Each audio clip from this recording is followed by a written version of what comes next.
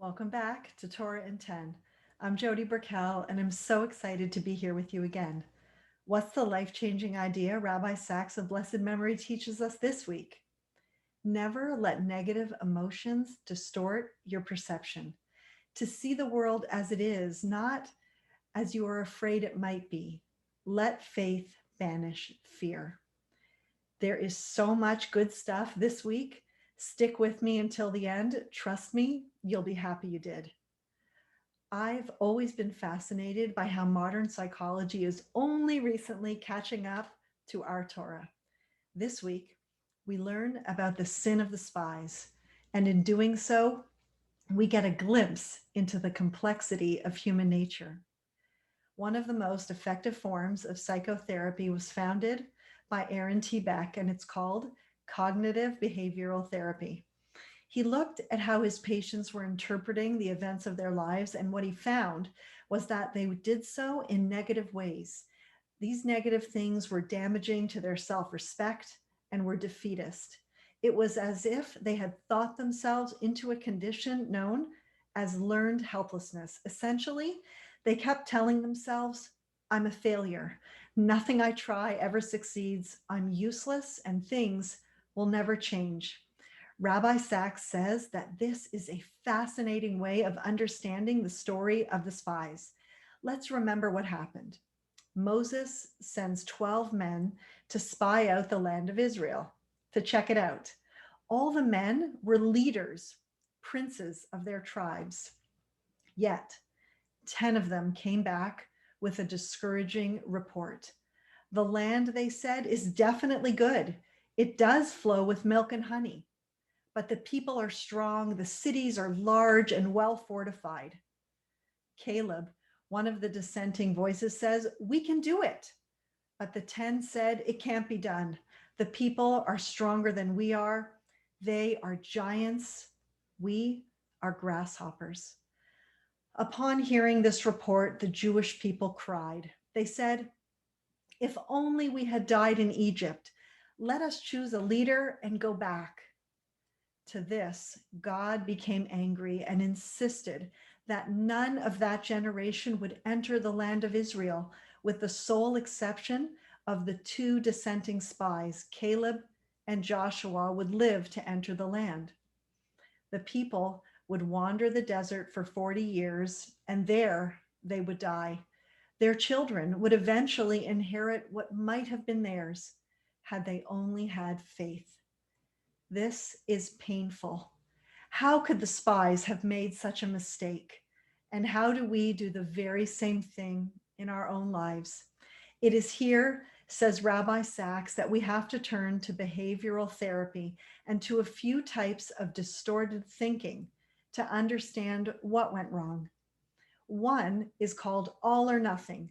Everything is either black or white, good or bad, easy or impossible. When thinking about conquering the land, the spies said it can't be done. They made no room for any possibility.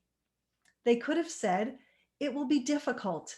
We will need courage and skill, but with God's help, we will prevail. But they didn't do that. Don't we do the same thing? We see something in front of us and make the same claim. It's impossible. I can't do it. For example, I've heard people say, I could never keep all the mitzvahs, so I won't even try to keep one. But Judaism, I tell them, is not all or nothing. Every single mitzvah counts, and it's not diminished by what we don't do. What else? Let's say we want to improve our health, make better food choices, and exercise, but we see this goal in front of us and we give up before we even start because we tell ourselves, it's too hard. I'm so set in my ways, I can't change. Another one is called negative filtering.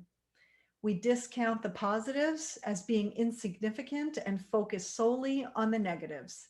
The spies began by saying that the land is good. Look at its beautiful fruit. Then came the but, the long string of negatives that drowned out any good news and leaving only a negative impression. Sound familiar? We also see in this story mind reading. We assume we know what other people are thinking, when usually we're completely wrong because we're jumping to conclusions on them based on our own feelings, not theirs. This is what the spies did when they said, "We seemed like grasshoppers in our own eyes, and so we seemed to them." The Jewish people had no way of knowing how they appeared to the people of the land, but they attributed to them their own subjective fears. The great Hasidic master, the Kotzker Rebbe, says that it was this declaration that was the root of the sin of the spies. He says they had no right to consider how the people viewed them. As Jews and emissaries of the Jewish people, they should have thought only of their mission, not what anyone else thought of them. This, for me, was an aha moment. Could this wisdom come at a better time? How do we respond to anti-Semitism that we see all around us? We keep our eyes on our mission and don't be focused on what the anti-Semites of the world think of us. We know our truth. We know our role in the world. We are ambassadors of goodness, of truth, justice, and kindness, and we can't let others pull us away from our God-given mission in the world.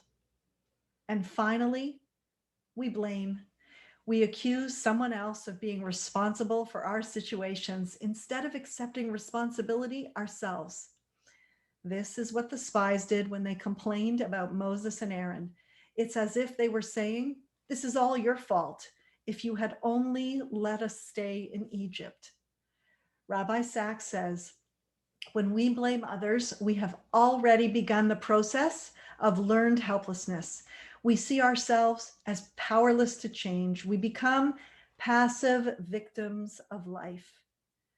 It's easy to fall into these and other forms of cognitive distortion. Our minds are so powerful and can lead us into depression and despair, a place no one ever wants to go to. But our Torah gives us the treatment plan. At the end of the Parsha, we read about the thread of the tzitzit, specifically the blue in it. And the Torah tells us that when you see it, you will remember all the commandments of the Lord and do them, and not follow after your own heart and your own eyes. You know what they say? We don't see things as they are. We see them as we are. Our feelings distort our perception. The lesson of the blue in the tzitzit is that when we see it, we will be reminded of the sea, of the sky, and of God's throne of glory. Rabbi Sacks says further that when we see the blue, which was in ancient times the mark of royalty, we should think of the tzitzit as a form of cognitive behavioral therapy, saying, "Don't be afraid. God is with you. Don't give in to your emotions because you are royalty, children of the King." We are not a people of blind faith.